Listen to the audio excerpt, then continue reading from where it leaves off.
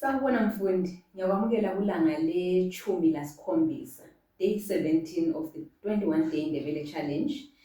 Namuhla sikhuluma ngokupheka futhi sikhuluma ngokudla lokupheka, angithi. Ngakho ngifuna ukwazi ukuthi uyakwazi yini ukukhuluma ngezinto lezi. Ngizakupha ama A-B questions, multiple choice but only A-B answers, angithi.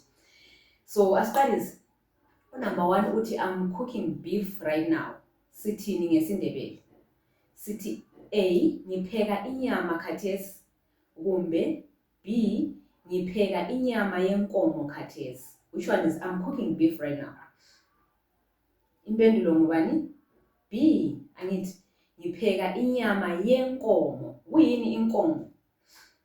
Inkomo is a cow, angithi. So inyama yenkomo, beef.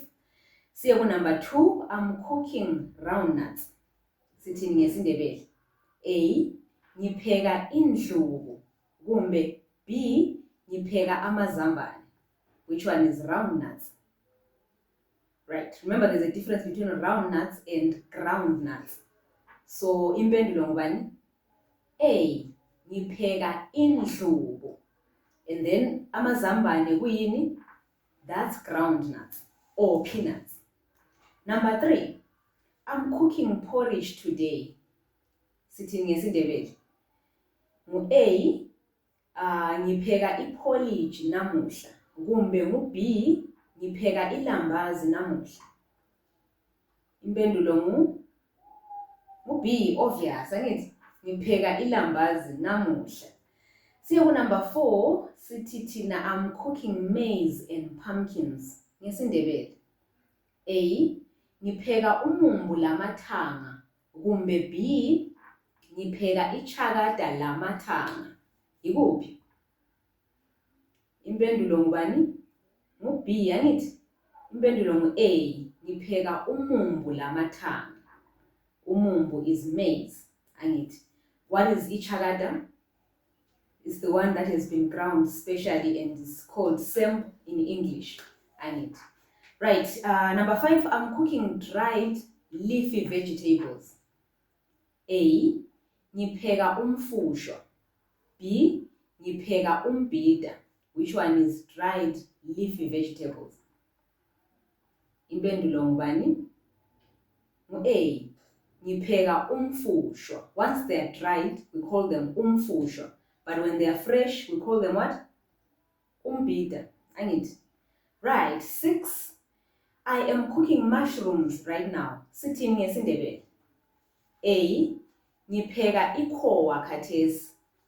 B, ngipheka amakhowa namuhla. Impendulo yakho yiphi lapho? I am cooking mushrooms right now. Impendulo ngubani? None of the above, alright? U-A kaqondanga ngoba sithe ngipheka ikhowa. Ikhowa is one mushroom, right? And then u-B kaqondanga ngoba sithe namuhla. Yet we want to say khathesi right now. So none of the answers are correct. Lastly, number 7, I am cooking relish. Sithini ngesindebele? A, ngipheka inyama. B, ngipheka isitshebo. Ikuphi? B, angithi ngipheka isitshebo. That's relish. Anything that can be eaten with isitshwala, we call it isitshebo. Whether you're talking about inyama, indumba, umsobo, umbhida, umfusho, all of these things, we call them isitshebo. That's the umbrella term for relish. Angithi. Right, sikuphe ingqobe mfundi. Ngipheka isitshwala esimnandi namuhla. How do you say that in Ndebele? In English, the sentence is in Ndebele. Ngipheka isitshwala esimnandi namuhla. Can you translate that and put it in the comments? Right. So ngizakubona ku challenge elandelayo. Bye bye.